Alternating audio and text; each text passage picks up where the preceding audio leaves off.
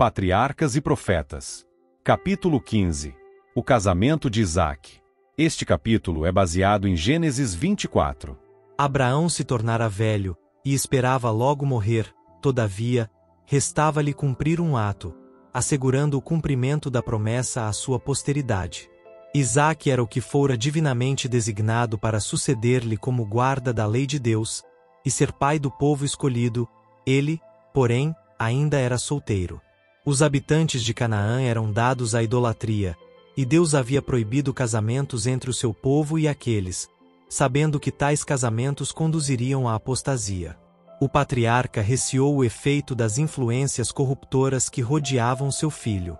A fé habitual de Abraão em Deus, e sua submissão à vontade dele, refletiam-se no caráter de Isaque, mas as afeições do jovem eram fortes, e ele era de uma disposição gentil e dócil. Unindo-se a alguém que não temesse a Deus, ele estaria em perigo de sacrificar os princípios por amor à harmonia. No espírito de Abraão, a escolha de uma esposa para seu filho era assunto de muita importância. Estava desejoso de que ele se casasse com uma que não o afastasse de Deus.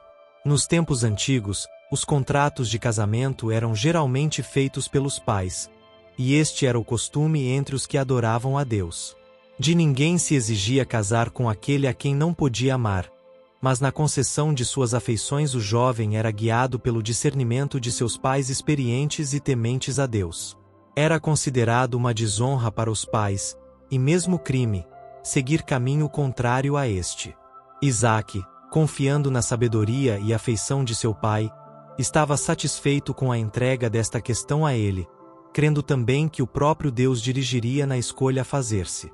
Os pensamentos do patriarca volveram para os parentes de seu pai, na terra de Mesopotâmia. Posto que não estivessem livres de idolatria, acalentavam o conhecimento e o culto do verdadeiro Deus. Isaque não devia sair de Canaã para ir a eles, mas poderia ser que se encontrasse entre eles alguma mulher que quisesse deixar seu lar, e unir-se a ele para manter em sua pureza o culto ao Deus vivo. Abraão confiou este importante assunto ao seu servo, o mais velho, homem de piedade, experiência e juízo são, que lhe havia prestado prolongado e fiel serviço. Exigiu que este servo fizesse um juramento solene perante o Senhor, de que não tomaria esposa para Isaque dentre os cananeus, mas que escolheria uma moça da família de Naor, na Mesopotâmia. Ele o incumbiu de não levar Isaque para lá. Se não pudesse encontrar uma jovem que quisesse deixar seus parentes, o mensageiro estaria desobrigado de seu juramento. O patriarca animou em seu difícil e delicado empreendimento, com a segurança de que Deus coroaria de êxito a sua missão. O Senhor, Deus dos céus, disse ele, que me tomou da casa de meu pai e da terra da minha parentela, enviará o seu anjo adiante da tua face. Gênesis 24, verso 7. O mensageiro partiu sem demora, levando consigo 10 camelos para uso de seu próprio grupo e do cortejo nupcial que com ele poderia voltar, provido também de presentes para a esposa em perspectiva e pessoas da amizade desta, fez a longa viagem para além de Damasco, e, a seguir, até as ricas planícies que margeiam o grande rio do Oriente. Chegando a Harã, a cidade de Naor, parou fora dos muros, perto do poço aonde vinham as mulheres do lugar, à tarde, a buscar água. Foi um momento de ansiosos pensamentos para ele. Importantes resultados, não somente para a casa de seu senhor, mas para as gerações futuras, poderiam seguir-se da escolha que ele fizesse, e como deveria ele sabiamente escolher entre pessoas completamente estranhas. Lembrando-se das palavras de Abraão, de que Deus enviaria com ele o seu anjo, orou fervorosamente pedindo uma direção positiva. Na família de seu senhor ele estava acostumado ao exercício constante da bondade e hospitalidade, e agora pediu que um ato de cortesia indicasse a jovem que Deus escolhera. Apenas proferira a oração, e a resposta fora dada. Entre as mulheres que estavam reunidas junto ao poço, as maneiras corteses de uma atraíram sua atenção. Retirando-se ela do poço, o estranho foi ao seu encontro, pedindo um pouco de água do cântaro sobre os seus ombros. O pedido recebeu amável resposta, juntamente com um oferecimento para tirar água para os camelos também. serviço este que era costume mesmo as filhas dos príncipes fazerem para os rebanhos e gado de seus pais. Assim foi dado o sinal desejado. A jovem era muito formosa à vista, e sua diligente cortesia deu prova de bom coração e uma natureza ativa, enérgica. Até aí a mão divina estivera com ele. Depois de reconhecer sua bondade por meio de ricos presentes, o mensageiro perguntou quem eram os seus parentes, e, sabendo que ela era filha de Betuel, sobrinho de Abraão, inclinou-se e adorou o Senhor. Gênesis 24, verso 26. O homem havia pedido acolhida em casa do pai da moça e nas expressões de agradecimento por parte dele revelara o fato de sua ligação com Abraão. Voltando para casa, a moça contou o que acontecerá, e Labão, seu irmão, logo se apressou a levar o estranho e os que o acompanhavam para participarem da hospitalidade deles. Eliezer não quis participar do alimento antes que houvesse transmitido sua mensagem, falado sobre sua oração ao lado do poço, juntamente com todas as circunstâncias que a acompanharam. Então disse ele: Agora, pois, se vós haveis de mostrar beneficência e verdade a meu senhor, fazei-mo saber, e se não, também mo fazeis saber, para que eu olhe à mão direita, ou à esquerda. A resposta foi: do Senhor procedeu este negócio, não podemos falar-te mal ou bem. Eis que Rebeca está diante da tua face, toma-a, e vai-te, seja mulher do filho de teu senhor, como tem dito o Senhor. Gênesis 24, versos 50 e 51. Depois de obter-se o consentimento da família, a própria Rebeca foi consultada quanto a ir ela a uma tão grande distância da casa de seu pai para casar-se com o filho de Abraão. Ela acreditava, pelo que havia tido lugar, que Deus a escolhera para ser a esposa de Isaque, e disse: irei.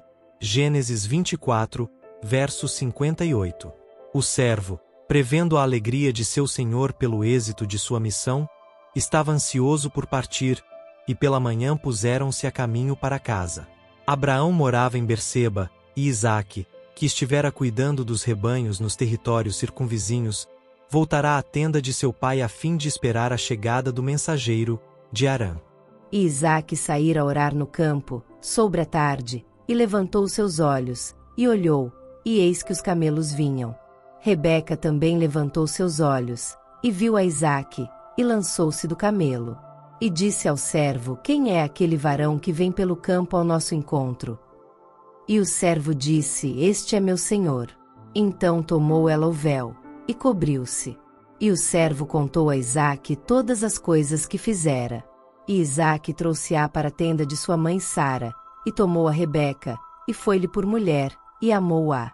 Assim Isaque foi consolado depois da morte de sua mãe. Gênesis 24, versos 63 a 67.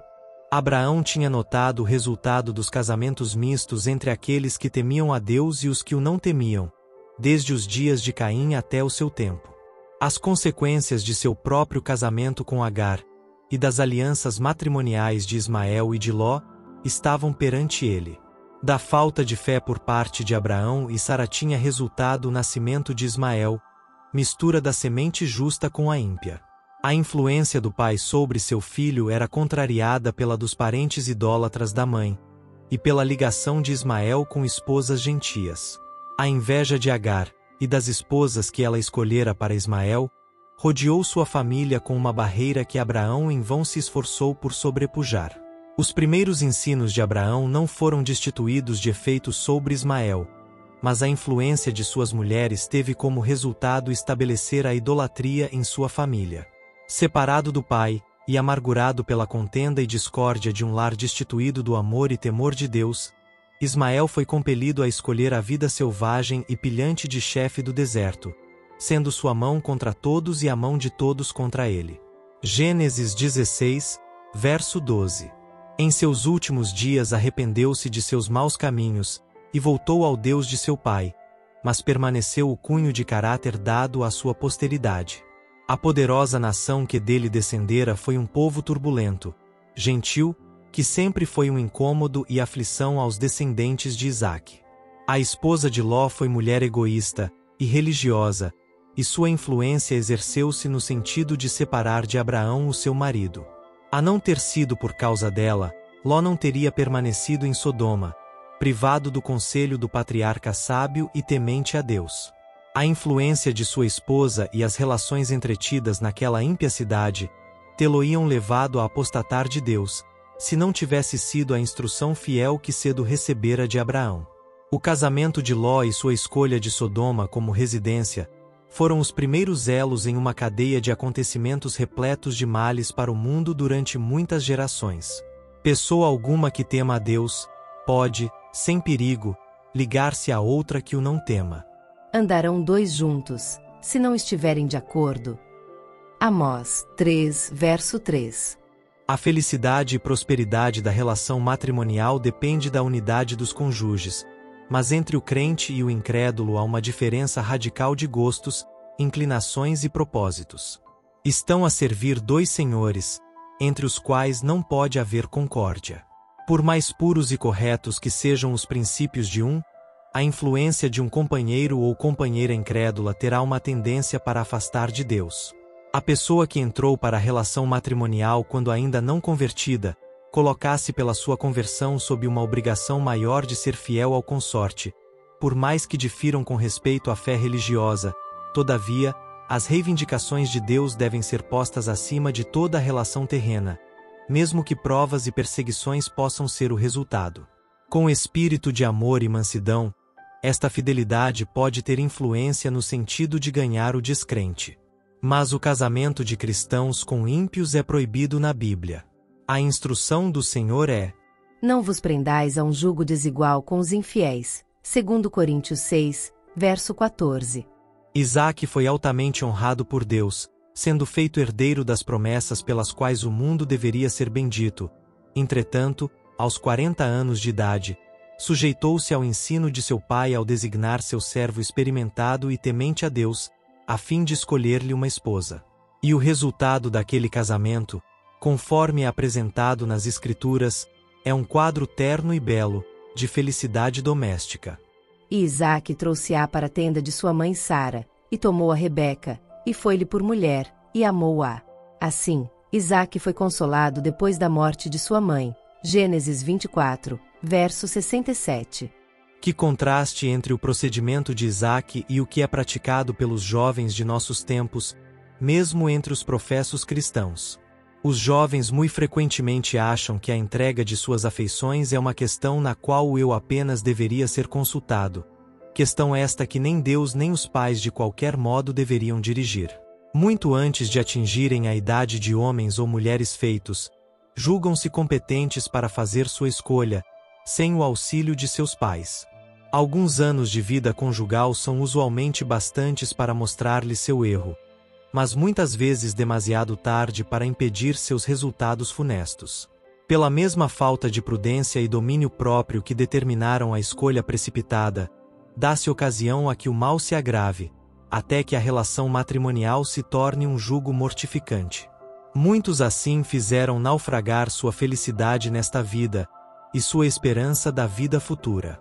Se há um assunto que deve ser cuidadosamente considerado, e no qual se deve procurar o conselho de pessoas mais velhas e experientes, é o do casamento. Se a Bíblia já foi necessária como conselheira, se a direção divina em algum tempo deveria ser procurada em oração, é antes de dar um passo que liga pessoas entre si para toda a vida. Os pais nunca devem perder de vista sua responsabilidade pela felicidade futura de seus filhos. O respeito de Isaque aos conselhos de seu pai foi o resultado do ensino que o habilitou a amar uma vida de obediência. Ao mesmo tempo em que Abraão exigia de seus filhos que respeitassem a autoridade paterna, sua vida diária testificava que essa autoridade não era um domínio egoísta ou arbitrário, mas que se fundava no amor e tinha em vista o bem-estar e felicidade deles. Pais e mães devem sentir que se lhes impõe o dever de guiar as afeições dos jovens, a fim de que possam ser colocadas naqueles que hajam de ser companheiros convenientes. Devem sentir como seu dever, pelo seu próprio ensino e exemplo, com a graça auxiliadora de Deus, modelar de tal maneira o caráter de seus filhos desde os seus mais tenros anos, que sejam puros e nobres, e sejam atraídos para o bem e para o verdadeiro. Os semelhantes atraem os semelhantes apreciam os semelhantes. Que o amor pela verdade, pureza e bondade seja cedo implantado na alma, e o jovem procurará a companhia daqueles que possuem essas características. Procurem os pais, em seu próprio caráter e vida doméstica, exemplificar o amor e a beneficência do Pai Celestial. Que no lar prevaleça uma atmosfera prazenteira. Isto será de muito mais valor para vossos filhos do que terras ou dinheiro. Que o amor doméstico se conserve vivo em seus corações, para que possam volver o olhar ao lar de sua meninice como um lugar de paz e felicidade, abaixo do céu. Os membros da família não têm todos o mesmo cunho de caráter, e haverá frequentes ocasiões para o exercício da paciência e longanimidade. Mas, pelo amor e disciplina própria, todos poderão estar ligados na mais íntima união. O verdadeiro amor é um princípio elevado e santo, inteiramente diferente em seu caráter daquele amor que se desperta por um impulso e que subitamente morre quando severamente provado. É pela fidelidade para com o dever na casa paterna que os jovens devem preparar-se para os próprios lares.